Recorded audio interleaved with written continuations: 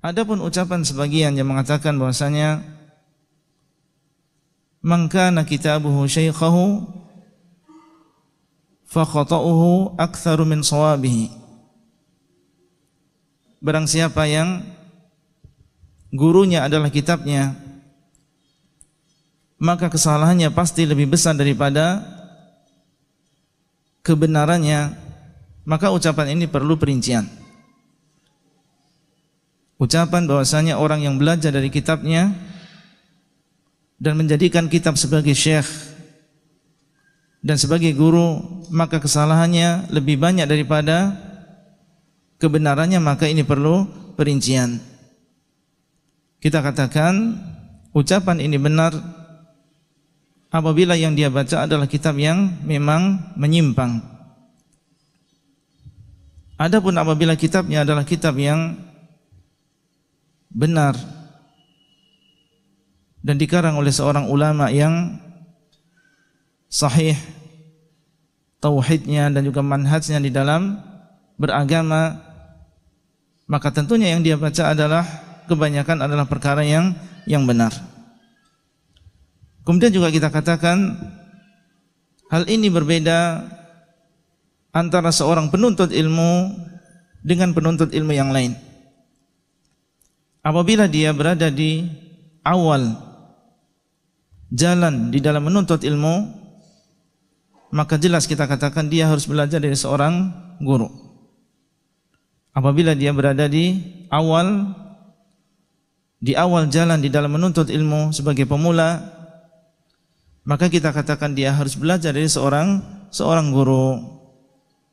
Tapi apabila dia sudah sampai marhalah, sampai di tingkatan di mana dia mampu untuk membaca sendiri kitab-kitab para ulama dengan dasar-dasar ilmu yang sudah dia miliki selama ini, bisa mengetahui mana yang sahih, mana yang dhaif, mana yang perlu perincian, mana yang harus digabungkan dengan dalil-dalil yang lain, maka orang yang demikian silahkan dia membaca kitab sendiri meskipun tidak membacanya kepada para ulama. Ini adalah menunjukkan tentang pentingnya mempelajari ilmu dari seorang guru dan tidak mencukupkan diri dengan mempelajari ilmu dari kitab atau mempelajari agama secara otodidak. Dan guru kami Syekh Saleh bin Abdullah Al-Utsaimin hafizahullah ta'ala menyebutkan di dalam sebagian majelis beliau sebuah contoh akibat yang jelek dari seseorang mencukupkan diri dengan belajar dari kitab. Beliau menyebutkan bahwasanya di sana ada seorang pemuda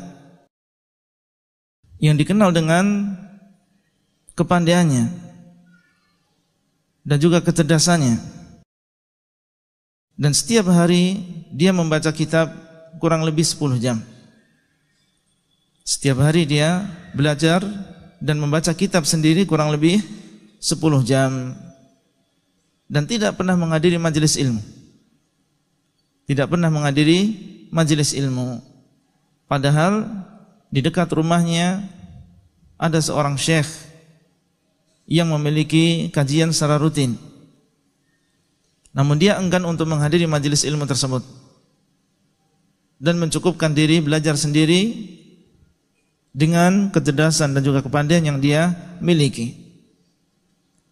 Kemudian beliau mengatakan bahwasanya tidak berlalu beberapa tahun kecuali muncul tulisan pemuda ini di sebuah media atau yang semisalnya, dan isinya adalah kesesatan-kesesatan dan juga penyimpangan-penyimpangan. Dan ini menunjukkan kepada kita tentang bahayanya mempelajari agama ini secara otodidak. Dan sebagian masyayikh mereka menyebutkan contoh para ulama zaman dahulu, dan ini sangat sedikit yang mereka sedikit memiliki guru dan hanya mempelajari agama ini dari kitab. Seperti misalnya Ibnu Hazm rahimahullah, disebutkan oleh sebagian masyayikh bahwasanya dia adalah orang yang sedikit gurunya dan banyak membacanya, dan memang diakui bahwasanya ilmunya luar biasa. Tetapi akibat dari hal ini dan sedikitnya dia menuntut ilmu dari para guru, di sana ada perkara-perkara yang besar, di mana di dalam perkara tersebut dia menyelisihi jumhur ulama ahlu sunnah wal jamaah. Dan ini menunjukkan tentang bahayanya. Dan kita tidak mengatakan bahwasanya beliau termasuk imam di dalam kesesatan, tapi yang ingin kita sampaikan, hal ini menunjukkan bahayanya belajar sendiri dan mencukupkan membaca kitab dan tidak menghadiri majelis-majelis ilmu yang diajarkan di dalamnya ilmu oleh para asatidzah dan juga para duat.